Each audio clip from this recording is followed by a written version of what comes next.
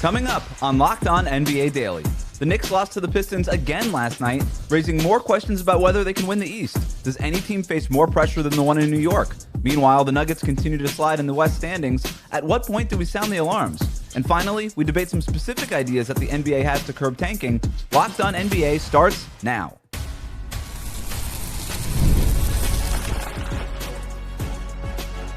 You are Locked On NBA, your daily NBA podcast. Part of the Locked On Podcast Network, your team every day. Hello and welcome back to Locked On NBA Daily, part of the Locked On Podcast Network, now the #1 sports podcast network. However you're tuning in on YouTube or on your podcast app, thanks for making us your first listen every day. Today's episode is brought to you by 5 Hour Energy. Have your cake and drink it too. Birthday cake flavor is back, no fork needed, vanilla-y, cakey flavor, caffeinated kick, and no sugar. It's party time. Order now at 5hourenergy.com or on Amazon. I'm Wes Goldberg. Today we're talking about why the Knicks need to make the finals this season, whether or not the regular season even matters for the Denver Nuggets, and the NBA's proposals to fix tanking. We're doing it with the help of Locked On's local experts. I have two of the best with me, as always, from the Locked On Nuggets podcast, senior NBA writer for the Action Network. It's Matt Moore. Matt? You know, there's always tanking suggestions, and I just have to ask, why don't we have more solutions that involve the GMs having to absolutely embarrass themselves? I want them in one of those Simon Says segments, like at halftime. I just want them to be berated and demeaned as much as possible. If you demean yourself the most, you get the #1 pick. From the Locked On Bulls podcast, he's also a Bears and Bulls creator for Bleacher Report. It's Haize. Since the players don't tank, I still think that there should be a tournament of the GMs playing a one-on-one tournament to earn the right to get the #1 overall pick. The idea of shame coming into play, I like it. Maybe raise a banner for every time you've tanked. Maybe that's something that they need to do as well. Speaking of shame, the Knicks lost to the Pistons last night for the 4th time this season. We previewed this game on yesterday's show. We talked about how important it was for the Knicks to try to get over the hump against the Pistons. Well, they didn't. The Pistons were without Jalen Duren. They were without Isaiah Stewart. Didn't matter. Pistons still crushed them. They were the far more physical team in this game, and that was the issue. Here's more on the loss from Locked On Knicks. The Knicks are just basically trying to completely mash a square peg into a round hole. It is the most frustrating thing to watch. They keep playing the Detroit Pistons game. You're not going to beat them at this game. And you might come here and say, you know, in the comments, XJ, are you worried that, you know, the Knicks just can't beat the Pistons? The Pistons have their number. They're the more physical team. It could be the case that the Knicks just don't have the physicality to match up to this team. We know that if they play this style, they're going to get blown out every time. What you didn't do is just play 5 shooters. You have to mostly counteract them with a different style. Stylistically, if you try to approach anything like what they're doing, you are going to have this result over and over and over and over again. The Knicks have a roster that is equipped to make this team struggle. So, Haize, I think you see XJ voicing the frustration of a lot of Knicks fans after that loss there, but he also makes the basketball point, right? The point that he's making about this roster, theoretically, should be able to take the Pistons out of their game, and yet they're not going in that direction. I find that an interesting point because it's been 4 tries here, and it seems like they keep banging their head against the same wall here, Haize. Yeah, I mean, you hit the nail on the head. They keep banging their head on the same wall. They're not going to be able to adjust to this team. That's just my opinion. I think that they have the matchup there, and the Knicks are going to have to drastically change this roster. They can keep trying to avoid it if they want to, but drastic changes need to come this offseason. Yeah, I don't know. I mean, we'll see how this kind of gets there. I thought it was, I mean, it's one of the best wins of the year for the Pistons. To absolutely just annihilate them in MSG, the way that they did without both centers. By the way, shout out to Tolu Smith, who I thought played his backside off last night. I thought he was great in this game. Tobias Harris was also awesome. Cade was phenomenal.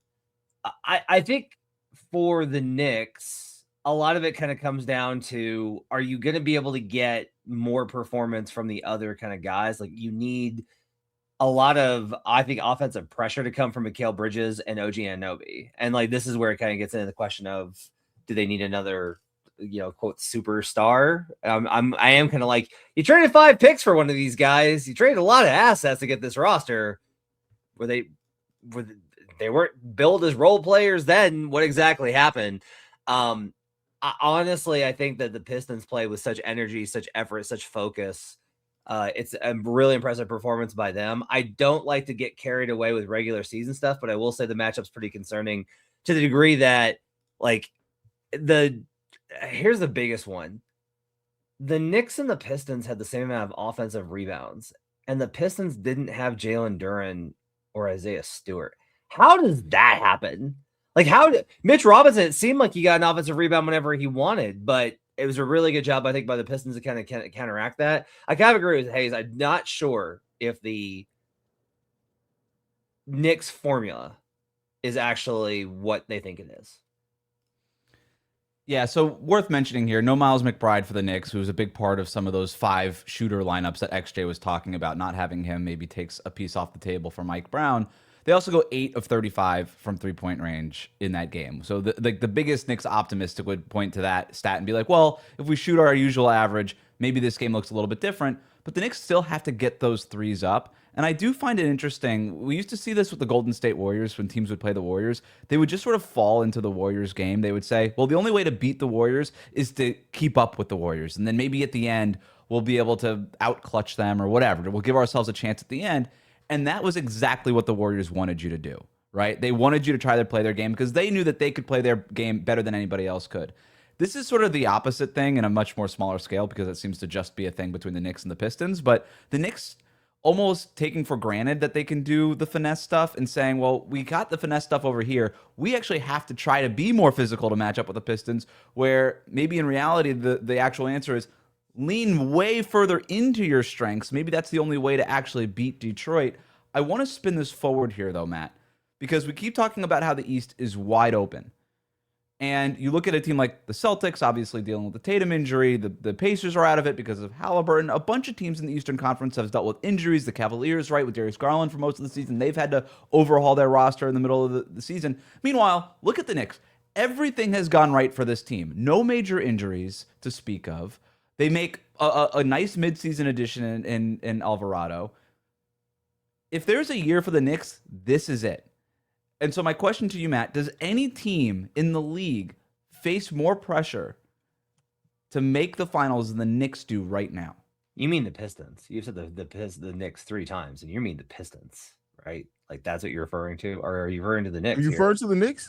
I'm talking about the Knicks making the finals. I don't think any team deals with more pressure than the Knicks. They're built. This is the roster built. This is their dream roster. They made the final move to go get Mikal Bridges. This is the roster. To your point, Haize, earlier, like if this roster doesn't work, then maybe they do need serious changes. That's why I think there's more pressure on them to make it happen. The Pistons, they're young. They'll be here for a while.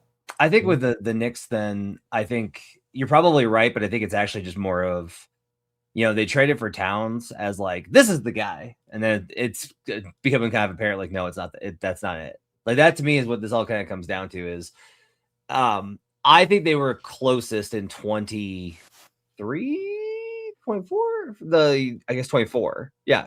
They were closest that year where they had, like, I thought everything kind of felt like it was falling into place for them. They had Isaiah Hartenstein and they had so many defenders around Brunson. And then they make the big move to move Randall for Cat. And then it just kind of exacerbates their problem where you have to play Cat next to Brunson. You can't defend at a high enough level. I do think there's going to be changes this summer, but I think those changes are probably just going to be Cat. Like, that to me is like what the change is. I don't think it's Cat's fault. I think it's scapegoating him because the real problem is you have a little bitty point guard who can get picked on defensively in the playoffs. That to me is like, if you're going to try and win with that kind of point guard, you're going to have 4 elite defenders around him at all time. Haize. You think it has to be 4 elite? You have everybody else on the court has to be an elite defender. Yes, you can't have a single other weakness when you have Brunson. I think that's a little unreasonable. I think we've seen small guard. Well, you're saying finals don't necessarily go. I pick up what you're putting down there. I mean, listen, Brunson and him being hunted out is a mismatch. Make no mistake about it. But I personally look at it as more of they're supposed to have the wing stop. Like, that's supposed to be this thing as far as this elite wing defense. And really, I mean, they have games of that. They have stretches of that. We don't see that consistently.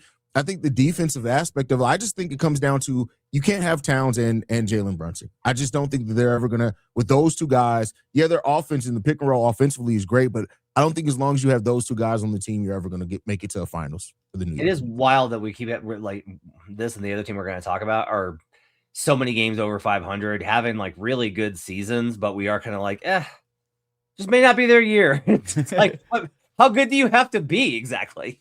The bar's high. To your point, Matt, we're going to go to the Western Conference. We'll talk about that other team that stumbled coming out of the All-Star break. Should we be concerned about those Denver Nuggets? We'll talk about that next. Today's episode is brought to you by FanDuel. Ever wanted to experience the NBA Finals live and in person? FanDuel is giving you the chance to turn that dream into reality with their NBA sweepstakes. Here's how it works. Use your profit boost on any NBA future, and you'll automatically be entered for a shot to win an NBA Finals trip for two. That's right, flights, tickets, the whole experience. If you're already looking at the board and thinking about which teams could make a deep run, this is the perfect time to lock it in. I love futures of this time of year. Whether it's picking a team to win the championship or grab a conference title, it adds that extra layer of excitement to every game down the stretch. And now, not only can your picks cash in, but it can also send you to the finals. Visit FanDuel.com to get started. Use your profit boost on any NBA future and get entered for your chance to win a trip to the NBA Finals. Play your game with FanDuel, the official sports betting partner of the NBA. Today's episode is brought to you by Quo. New year, new systems. This is the time when a lot of us look at the messier parts of our how we run our business and think there has to be a better way. And there is. Streamlining your communications is one of the quickest upgrades that you can make. That's why today's episode is brought to you by Quo, spelled Q-U-O, the smarter way to run your business communications. Because when your team is reachable, organized, and communicating in one place, you're not just working cleaner, you're creating more opportunities to connect with customers. I love how simple Quo makes everything. Your whole team can call and text from one shared business number so nothing gets missed. Everybody sees the full conversation thread, which makes replies faster and more personal, and it works right from your phone or your computer. Plus, you can even keep your existing number. And Quo's smart AI tools automatically log calls, summarize conversations, and highlight next steps so details never slip through the cracks. It's no surprise that Quo is rated the #1 business phone system on G2, trusted by more than 90,000 businesses from solo operators to growing teams. So make this the year where no opportunity and no customer slips away. Try Quo for free, plus get 20% off your first 6 months when you go to quo.com/LockedOnNBA. That's Quo, QUO.com/LockedOnNBA. Quo, no missed calls, no missed customers. Welcome back to Locked On NBA Daily. The best way to support the show is to subscribe on YouTube. We are Monday to Friday at 1 p.m. Eastern, wherever you get your podcasts. Let's talk about the Nuggets, who lost to the Clippers last night. Nikola Jokic, Jamal Murray, they really struggled in that game. A combined 14 of 37 from the field. The Nuggets now have lost, going back before the All-Star break, 5 of their last 7 games, and they're slipping in the standings. Matt, you cover this team over at Locked On Nuggets. You've been sounding the alarms now for, I would say, a couple of weeks that there might be something off in Denver. What are you seeing right now? So injuries kind of derailed the season. They were dynamite to start the year, and they've kind of held on to the idea of like, look, fully healthy, this is a championship level roster. The problem is you actually do have to be able to have your guys together in order to build the chemistry, continuity, and habits that put you in position to win a title. And because it was first Aaron Gordon, and then Aaron Gordon, Christian Brown, and then Aaron Gordon and Christian Brown and Nikola Jokic, and then Aaron Gordon and Christian Brown, Nikola Jokic and Cam Johnson. And they were playing without four starters for a lot of January. The problem is I've done some deep dive on it, and a lot of the defensive stuff from early in the season just was smoke and mirrors. Like it was entirely smoke and mirrors. And this team's defensive performance since has been absolutely atrocious. As kind of a sign here, Nikola Jokic and Jamal Murray, when Aaron Gordon is not on the court and the Nuggets run zone, which they like to do a lot to cover for their defensive liabilities. Yeah, in zone, they have a 130 defensive rating. 130. It's not good. Jokic is struggling because I think this is the first time that he's had a major injury and he's not back, and that's very apparent. It was his birthday yesterday. I have a feeling that certain LA establishments may have run out of the popular Serbian drink rakia, and that might have contributed to last night's loss. But I do think that ultimately, look, Rafael Stone with the Rockets after the trade deadline said with the injuries, this just might not be our year. A lot of Nuggets fans feel the same way, where it's like, we're just never going to be healthy. We had a good team, but it's just not our year because we couldn't get everybody healthy. Haize, what do you think's going on there? Yeah, I mean, I think it is the health thing. Like they spent a lot to get depth back on that team and looked really good while they were healthy. It looked like it was working. I think that's just this thing. Sometimes the injuries just eventually catch up to you. You can only do next man up for so long, and I think that is what's catching up to them. If they can get healthy, by the playoffs, then they could be fine. But that window may be closing on them as far as that. And the thing that sucks about this is that they may have to get right back to cutting some of that depth to stay beneath the luxury tax, right, Matt? Yeah, so this is the elephant in the room. So Jokic's extension eligible this summer, right? Declined the extension last summer because he makes more money by resigning. They got into the luxury tax, but if you want to break repeater, you got to do it again. Mm-hmm. The only way to do that is to trade two of Jamal Murray, Aaron Gordon, Cam Johnson, Peyton Watson, Christian Brown. 2 of those guys got to go. If they get under the tax again, I do not know what that signals to Jokic. I don't know how Jokic responds to that. I don't know what happens because you are talking about moving on from significant pieces in order to deduct the luxury tax. The repeater is talked about, and I hate how this is discussed on Twitter, where people are like, oh, let's just, it's just too financially, it's just, you can't. Yes, you can. Yes, Stan Kroenke is the richest landowner in America. Yes, he can afford it. Pay the tax. It's fine. So anyway, that's a big future concern here. Things are not. I didn't realize I was opening the wound there by asking that question there. Yeah, man. things are not certain in Denver. I would just say that as far as the future goes. It's a lot of pressure, right, to win this season or next season for Denver because you're looking at a potential sort of retooling, rebuilding type of deal here, Matt, to Matt's point there. Other than health, though, Matt, I mean, the Jokic health, the rest of the team's health, but the Jokic part of this, how much of this is just, okay, regular season, we kind of know what we are. We really just got to peak in the playoffs. In terms of bigger picture stuff, this postseason, are you more are you concerned about the Nuggets' ability to make it through this postseason, or is this sort of just let's just get through the regular season? So it's tough because when they face really great teams, Joker's defensive effort goes so high up. He's so much better. He just he tries, and he does not try versus no offense, Haize, but the Bulls does not try in those kind of games, and you see it's very evident. And last night, I thought his defensive effort was really good. They put together that's what's killer about this Clippers game, and this is the type of season it's been, where it's always just one little thing, something happens. Where last night it's did they play a great defensive game on Kawhi Leonard? Yes, they doubled him consistently, got the ball out of his hands, forced him into an inefficient shooting night. Did they get good contributions from role players? Yes, Cam Johnson, Christian Brown, Julian Strother, Bruce Brown all had really good games. Okay, check. Did they get killed in the non-Jokic minutes? No, Jonas Valanciunas was really good. So what happened? Nikola Jokic might have been hungover and played absolute crap. It's one little thing always that kind of catches them. Usually you can count on Jokic for 25 and 15 every night.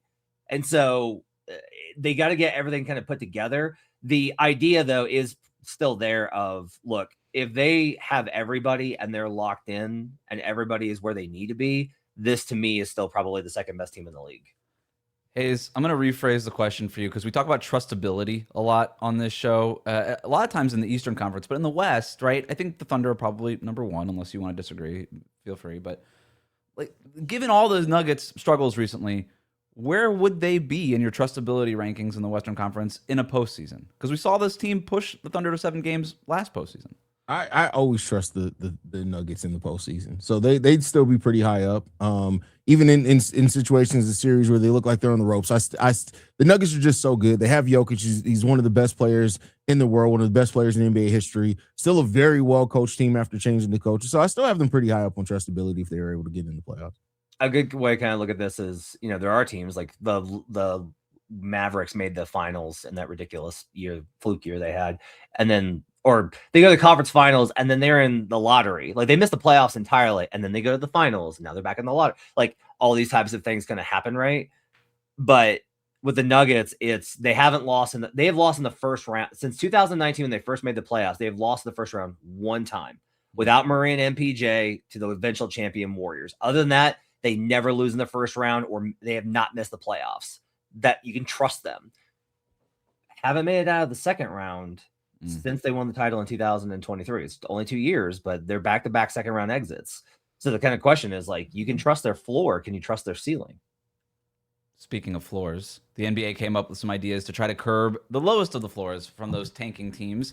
We're going to debate those ideas after this. Today's episode is brought to you by 5 Hour Energy. Welcome to the 5 Hour Energy Flavor Draft. We're looking at every aspect of the draft to let you know which tasty flavors are the best and which might just be some sleepers. The board's set, the flavors are ready, and only one is going to take the top spot. 5 Hour Energy has a wide variety of flavors. They have something for everybody. 5 Hour Energy shots give you a boost with 0 sugar. I'm looking at my draft board, and I think the clear number 1 pick has to be cherry. It's classic, sweet, with a light tart edge. It's bright, it's punchy, and it has that slight tang finish. Can't go wrong. It is, for a reason, the go-to. But here's my sleeper pick. Strawberry banana. Sweet strawberry flavor up front, soft, mellow banana finish, smooth, creamy fruit profile. Tastes like a fruit smoothie. Very low acidity, easy to drink with a gentle, sweet aftertaste. So find your new favorite flavor of 5 Hour Energy shots, available online at 5hourenergy.com or on Amazon. All right, before we get to our favorite of the week, I want to talk about the NBA's latest effort to curb tanking. This, according to ESPN. Adam Silver has informed the league's general managers on Thursday that the NBA plans to enact some anti-tanking rule changes in time for next season. Now, nothing specific has been decided, but some of these ideas are being discussed. And I'm going to read you some of these ideas, and then I'm going to ask you about them. So, among the ideas, first-round draft picks can be protected only for top 4 or top 14-plus selections. So none of this top 8 mess that like the Utah Jazz are dealing with. So protections only for top 4 or top 14. That's it. Lottery odds freeze at the trade deadline or some other date. No longer allowing a team to pick in the top 4 in consecutive years and or after consecutive bottom 3 finishes. Teams can't pick in the top 4 the year after making the conference finals. Lottery odds allocated based on 2-year records. That one's kind of interesting. Lottery extended to include all play-in teams. And then obviously the one that has been talked about a little bit more, flatten the odds for all lottery teams. Hayes, is there any specific one of these proposals that you think will help or that you are really against? Anything standing out to you? I do like using the average record for the last 2 years. The WNBA does something very similar. I like that. I like flattening the odds. I would say flatten it to the top 10, not the whole lottery, but at that point you could do the whole lottery. I like that idea too. The ones that I don't like the most, or I won't get into that part yet. I'll wait to the ones I don't like. Matt, what do you like? We'll start there. I'll go in reverse then, because I hate this 2-year idea. You're just like, this is the exact opposite of what we need. These teams. So one of the things that Silver talked about is that the metrics have kind of told these teams what they need to do. And you could tell that the teams are looking at their schedule and being like, we really need to like win probability. You need to lose this game. Like their metrics department is telling them you need to lose this game. If you just do it by 2 years, they're just going to tank for 2 years. They're going to be like, oh man, if we're the worst team in the league for 2 years, we'll definitely get one of the best guys. Hate this idea. Do not do this. This is a bad idea for balancing it out. I understand it's like, well, yeah, a lot of these measures also are specifically built to punish specific teams. And I hate it when the owners do this petty stuff. Like the conference finals thing is the Pacers. That's what this is. It's the Pacers. Guys, it's also it's stupid because also on top of that, like, okay, let's say that you have like let's say for example the Wild Hog season worked out for the Golden State Warriors, right? And then their players ride off into the sunset. Yep. You mean to tell me that if the following year, like they can't be in the lottery if their team legitimately has just gotten worse because they've had players that makes no sense. I hate that I hate that option. That one is absolutely terrible. So I don't like either one of those. I don't like the 2-year option. I don't like those. I don't like flattening the lottery odds straight out. Those are the ones I don't like. Yeah, this conference finals thing is ridiculous because you're punishing teams for being good, which isn't that the opposite of what we're trying to do here? Yes. It's not great. I want to propose something here because I've seen this a lot, that the protections, the adjustment on the protections, only top 4 or top 14. You know my line by now, guys. The NBA has an adding problem. They love to add rules to fix old things, and then every new rule that they add has some sort of unintended consequence, and now they have to add a rule on top of that to fix the other unintended consequence. How about this? Get rid of protections. If you trade your first-round pick, you traded it. Done. That's it. You don't have your first round pick. Now you don't have any reason to tank. We see teams all the time that don't have first round picks say, no point in tanking. Just get rid of the protections. If you trade your pick, you trade it. I agree with you in principle. I do think it's the problem though is it's going to make it, especially with the CBA, Wes, we will never see trades again. Fine. No. You know what? He's a Miami Heat fan. That's exactly what Pat Riley wants. More excuses not to make trades. Right. No, you'll see trades with first round picks. We see unprotected picks move all the time, but it'll be from the teams that don't think that they're going to be at the top of the lottery. It's okay. Yeah. I think doing a lottery is a good compromise here. Don't do the top 4 because I continue to be like, they'll just be like, well, you know, the 5th pick we could actually get a blah blah blah blah blah. Just do lottery protected. Just do lottery protected or not. That's it. And then that's another rules may be geared towards the Pacers too. That whole it's protected 1 through 4 and 10 through. That's such a stupid. Oh, I love it. I think it's hilarious that they did that. I'll do the one I liked, Haize, and then you can do the ones you didn't like. So the one I like the best, selfishly, is I love freezing the lottery odds. We will fix March basketball. The answer for a lot of people is like, but they're just going to take sooner. So here's the thing. Some teams will. Okay. Some teams are going to be absolutely horrific in November and December when you're watching football anyway. That's true. Absolutely. 100%. Okay. However, a lot of teams genuinely try, get to December and go, oh no, we suck. Okay. Now we should tank. So you're going to shorten this window for most of the tanking down to a very narrow amount. And then after that, you're genuinely, how great would this next month be if it was like the Jazz were like, we got our pick. We're good. We're going for it. Like, not going for the You can actually see player development over the last part of the season. Yes. Like the Wizards won't be actively being like, no. Don't try and learn good habits, young guys. They might help us win. Oh, that's infuriating. So I like that one. The other one that I am really high on is not allowing a team. It's not necessarily the top 4 that I like, but the second part that Shan's reported on, after consecutive bottom 3 finishes is even better. You can get 2 top 4 picks because we want you to be able to win the lottery, but you can't be like, we are going to be absolute dog backside for 2 years. You have to, like that second year, you've got to be a decent team. That one to me, I think is the best one. And if you're not, that pick, I guess would just sort of be capped at 4, right? Like you wouldn't be able, or 5, you wouldn't be able to get a top 4 pick. So even if you won, quote unquote, won the lottery, the highest you could go is the 5th pick. Right. Haize, what's the one you hate? The one that I talked about. I hate that if you make the conference finals, you can't pick it. Like that's just stupid because teams, we see legitimately teams like their players leave, like they get old. What are you supposed to do? The one I also have a question about too is like to say that teams after a consecutive bottom 3 finish, how the question I would have to that is how realistic do we think these teams can really turn things around? Like, because there's some teams that are just going to be bad for a while. No, I will steadfastly push back against this. It should take you 2 years. So you think 2 years just take you to? I guess it's not to say that you should be a playoff team. It's just saying you shouldn't at least be in the bottom 3 in 2 years. The process should be this because the Thunder have done it 3 times. It's you're good, you're horrible, you're bad, you're 30 plus wins. You're a playoff team. You're a contender. That's the slope that you should be on.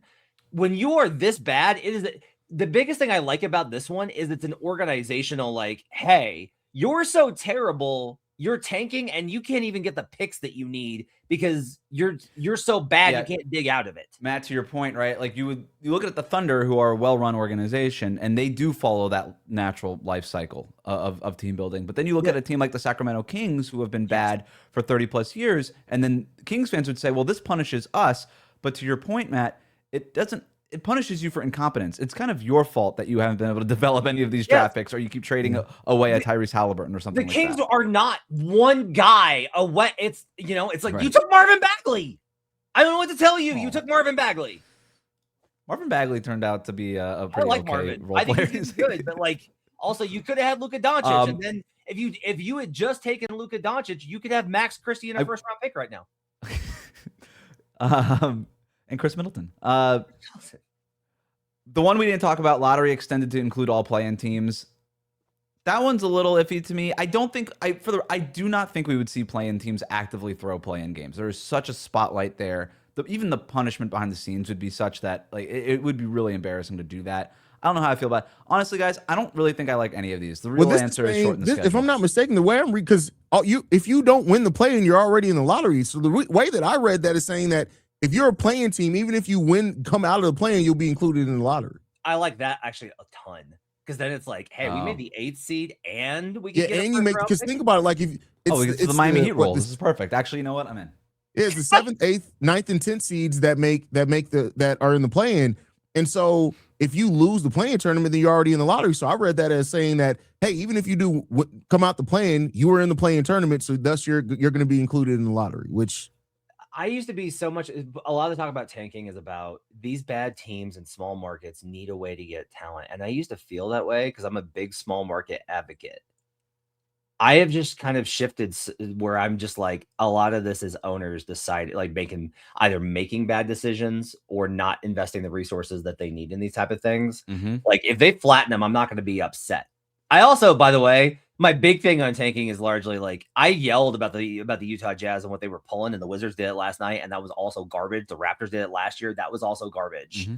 But like, I don't necessarily know that we need any of these changes. Just the teams just need to actually play with some dignity. That's it. Like, I agree. Hey, instead of like forcing all these rules, maybe just don't be clown shows. The NBA has an adding problem. I'm pro no more rules. Like, just guard your yard. Right? Like, figure out the stuff that's in front of you before we start layering on more and more rules that are going to have more unintended consequences, and we're going to add more rules more years from now. That's the problem with the NBA, is that everything's so confusing. There's so many rules around everything that you end up creating a culture of people trying to find loopholes within all these rules, whereas opposed to actually enforcing the things you have and playing with dignity and pride, to your point, Matt. It's time to end the show that we do the same way we do every week around here on Locked On NBA. It's time for our fave of the week. Haize, kick us off. My favorite thing of the week, I got to go to this. It's very petty. I don't know if you guys seen it or not, but the Beam in Sacramento has a Twitter page, and it's asking for work because it knows it's not going to be lit anytime in Sacramento. I saw that. It cracked me up. It's one of the best things on Twitter. That, and then, of course, the KD Files website. Those are my two favorite things of the week. R.I.P. Beam team. Matt? I'm gonna go with all of the stuff that they did around LA last week for NBA Cares. Go check it out at NBAcares.com. You can find out a lot of the community efforts that they put into All-Star Weekend, which is some of the actual best stuff. The other thing is that everything mascot related from All-Star Weekend is actually my favorite part of the weekend. I love the mascot stuff. My favorite thing of the week, Benedict Mathurin going off for 38 points in his Clippers debut last night. This is a former lottery pick. And honestly, guys, I was always high on Mathurin. I'm glad to see him get a chance with the Clippers right now. Kind of starting to like this trade for the Clippers a little bit more now that I've thought about it, the Zubac trade. This is the former lottery pick that we should have been talking about the entire time we were talking about Jonathan Kuminga. Mathurin actually can be a good basketball player. I'm convinced. And we saw that last night, 38 points for the Clippers. But that brings me to my weekly power rankings. A system player. I am a system player. Go power rankings. Go power rankings. So I don't know if Benedict Mathurin is named after Benedict Arnold, but it did get me thinking about players who have names that sound like they could have been a founding father. So this is my top 5 players whose names sound like they could have signed the Declaration of Independence. Honorable mentions: Benedict Mathurin, Vince Carter, Malcolm Brogdon, Paul George, Alex Sarr, Jimmy Butler III, but only when you use the third, Reggie Jackson, and Tyler Hero. Those are my honorable mentions. A lot of honorable mentions there. All right. Number 5 on my list, Grant Williams. Number 4, James Harden. It's kind of named after 2 presidents a little bit, if you consider Harden. Number 3, Patrick Beverley. Little stretch. Patrick Beverley, number 3. Number 2, Kelly Oubre Jr. And number 1, undebatable, with a bullet, Andrew Nembhard. Andrew Nembhard definitely sounds like his name is on the Declaration of Independence. Where am I wrong, Matt? You were giving me some skeptical looks there. I think your honorable mentions list was way better than your actual. It's just they all sounded, I was like, I was thinking, I was like, James Butler III represented Virginia from 1700 to 1776 when he was shot by somebody who was tired of him asking out for trade situations. By Tobias Harris, Ben Simmons, and all of his former teammates.